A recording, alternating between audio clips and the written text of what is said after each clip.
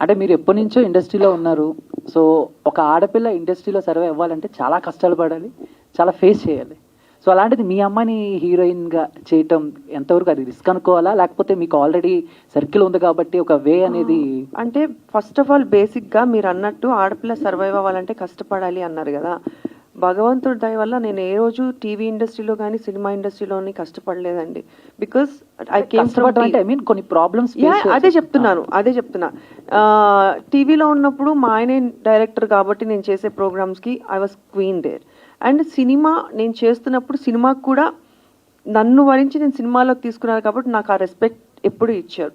So ఇప్పుడు generation అట్లా లేదండి, అందరూ ఎడ్యుకేటెడ్ అయిపోయారు, అందరూ హీరోయిన్స్, హీరోస్, డైరెక్టర్స్ అందరూ.